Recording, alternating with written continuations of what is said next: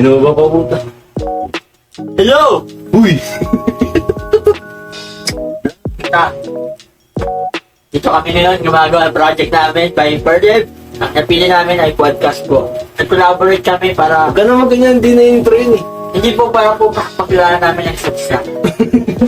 Ang haba ng intro eh. Natural tayo dito, natural. Wala na intro. Game. Good job.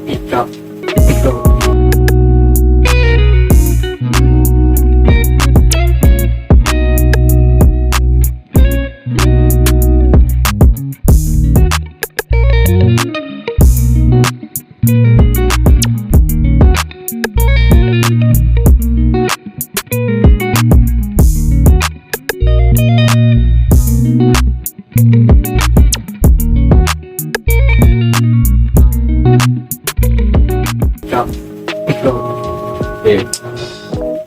Who are you? Right now. Kapag, Now. sino ka ba ngayon? Sa palagay mo? Paano? Mr. Del. Siyempre, Really yun? hindi makikilala mo. Zeus yung tawag talaga sa akin. Tapos, siyempre, TCU student.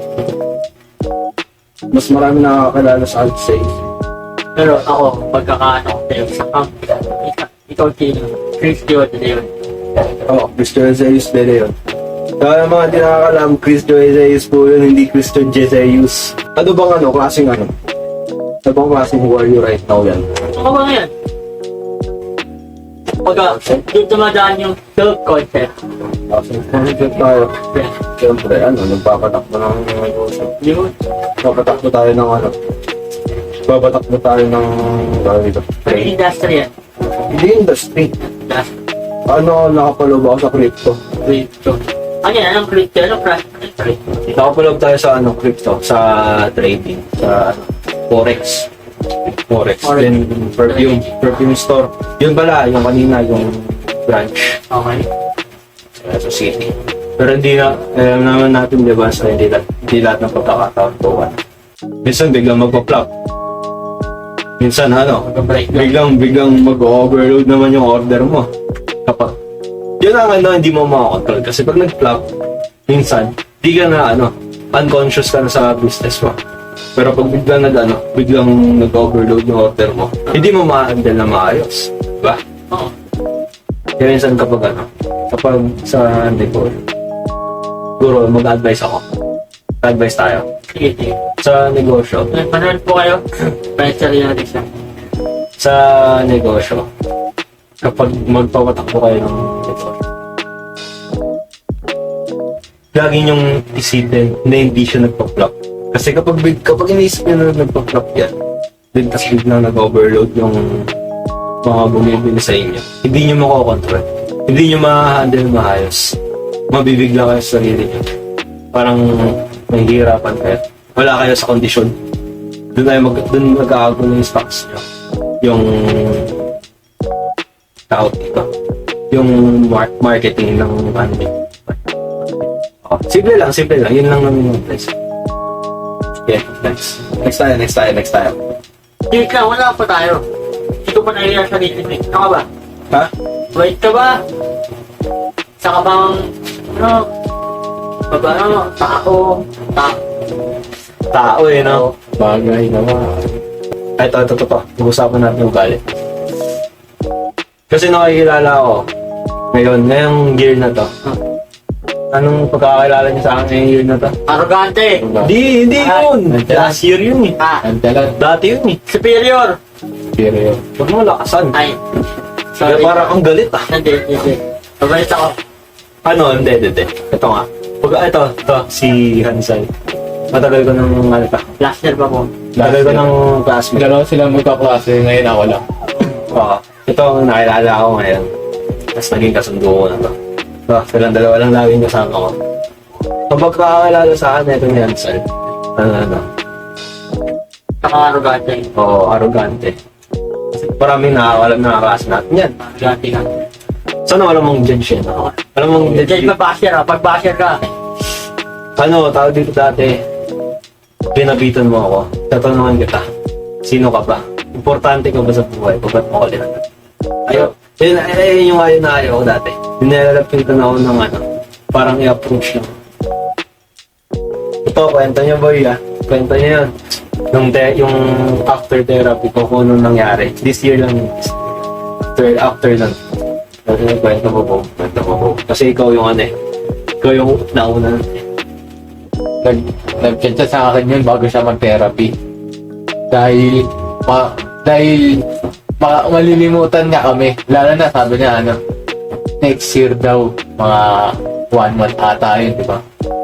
Tapos nung last week lang, mga few weeks, kinat niya ako, sabi niya, baka bukas, di ko kayo makilala. Tapos after nun, school na. Nagpasundo siya sa amin sa SciTech. Tapos sabi niya, nung sinundo namin, hindi niya kami makakilala. Hindi. Pak. Facts. Hindi. Facts. At saka namumukhaan lang daw na kami. Ginawa kita nun, no? Oh. Kasi na ako mag-cover. Sino ka? Ang weird talaga, puti na bad shot eh. Body shoot, eh, no? Baka ganun, deliver, eh. How do you value yourself? Like, family, school, and community. Family, school, Community. Family, school, and siguro sa school, estudyante lang. Student lang. Brilliant. Gagawin yung task. Family naman. Nakakapunta. Nakapumili ako. Ito ba? Dahil nga yun, yung nakwento ko sa inyo. Laging sinasabi nila, trabaho ka para sa sarili mo. Huwag para sa amin, para kahit sabihin mo kayo na lang mag-isa sa buhay, kaya mong tustusan yung pangangailangan. Hindi sila yung parang nagreklamo na pinagamit. Hindi naman ba? Hindi ganun. Hindi sila ganun eh. So dahil doon na yung pag-isip. Oo. Doon naging sharp. Kahit sabihin mo ano. Baga, Oo. step by step kasi. Step by step. Para sa box Step by step. Step by step. Pero hindi yung step by step na para umusad ka. Kailangan mo manapak ng tao. Hindi yun. Parang kailangan mo manapak ng napakababa sa'yo. Wag yun, iba na yan. Mahalit mo ang tao pa tao. Pagtrabaho tayo, wag lang yung sinasabi nilang haluan ng konting illegal. kailangan Diba puro na yun? illegal. Oo, puro legal. Kasi kung illegal eh. Oo. Kumbaga, paano pag nagkapamilya ka kung puro illegal negosyo mo? Sabihin nyo, mga pinapakain mo sa amin, galing lang pala sa illegal yan. Oo, pero kung unknown ka naman, palag ka na. Masarap pakinggan kung illegal yung negosyo mo talaga. Oo. Kahit konti lang kita, at least legal yun. Oo. Hindi yung gagawa ka pa ng masama. Oo, tama. Next question tayo. Tapos nung namatay niya. Yan naman tayo, umulit na. Ito, trivia. Second shot na namin to. Nag-shutdown tong camera na to. Itong tinuturo ko. Nag-shutdown yan. Ano pa? Katotohanan tayo dito. Facts. Next question. Next question. What do you think to yourself in the future? What do you want to say to your future self? Feel myself for that. Ano? Ito. Kung may sakali may time travel tayo dito. Time traveler. Kung napapanood mo man to sa Elos, ituloy mo lang yung ginagawa mo. Sundin mo lang nasa puso't isipan. Pagka magbabago ng pangarap. Pagka magbabago ng umiiyak! Parang, Umiiyak, boy! parang maalaala mo na kayo. Dear Charo. Uy. Basta yun lang magagawa sa'yo. Sundin mo lang nasa puso't isipan. Pag magbabago, huwag kang magiging What siya? kung arrogante ka man, arrogante ka man dati. Maging arrogante ka pero sa tamang landas.